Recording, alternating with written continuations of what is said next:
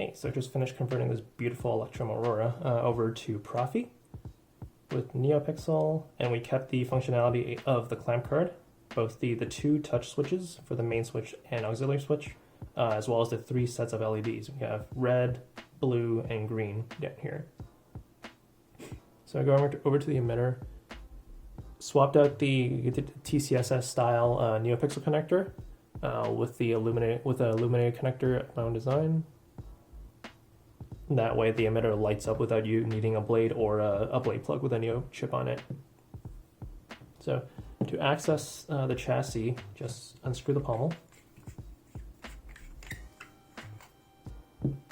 So the chassis is a little bit on the tighter side because it has to align in a very specific orientation. So slide the chassis out. I like to take it a little bit slower.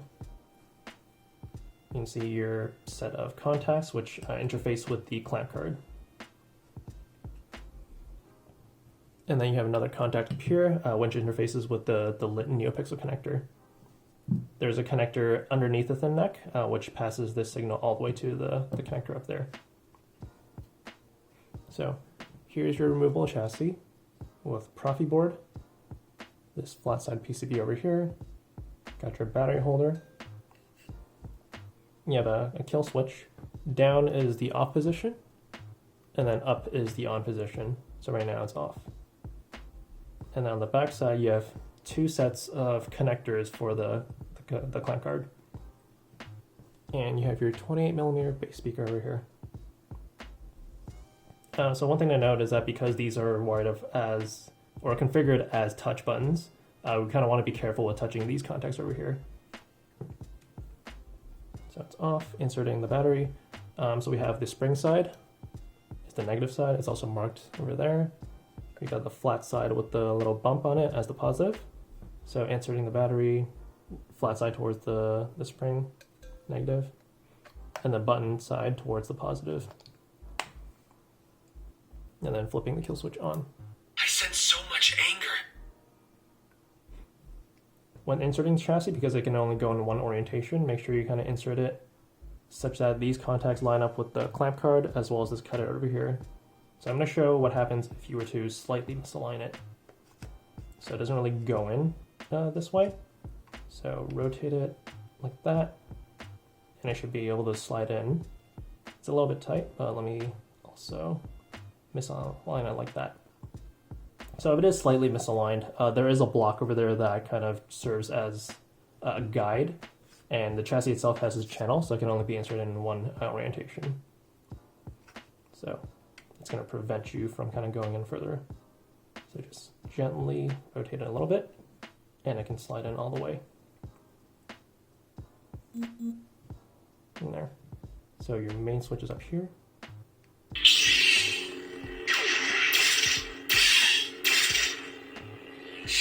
Good twist off. So I just kind of noticed this as I was filming this. So I have a glove. It doesn't work with a glove because the sensitivity is tuned to having an actual finger touching it. Screwing in the pommel.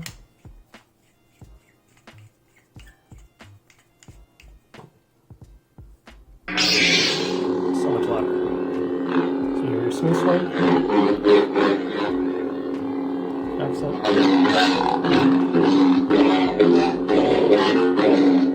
Flash on clash.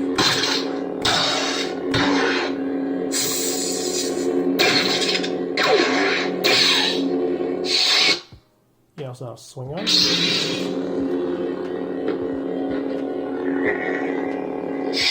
That was not swing on, I just accidentally touched the main switch. And you have twist off. And then I believe I loaded 16 or so sound fonts. So they came with the Proffieboard from the factory. Remember, a Jedi can feel the Force flowing through him.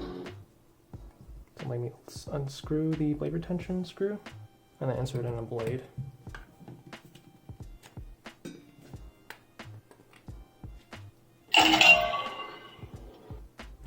So I also configured the Proffie as well as the Neopixel connector to be able to detect when a blade is in. That's the sound that you're hearing.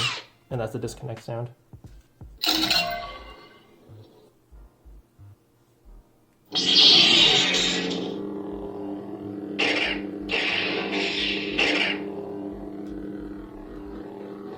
It's a little bit hard to swing with a long blade.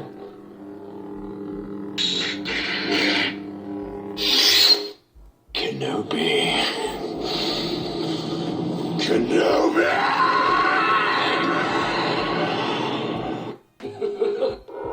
I am told it is the Dark Saber.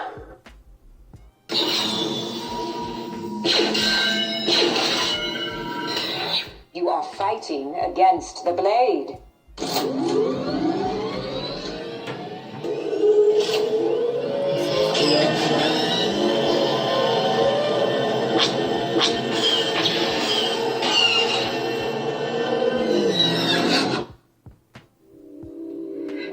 Typical of humans. They scratch this.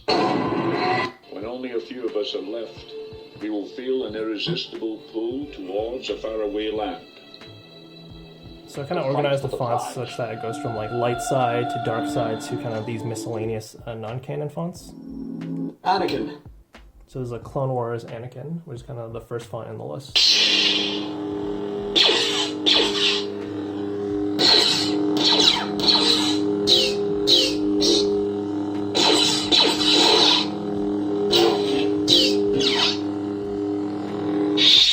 And twist off.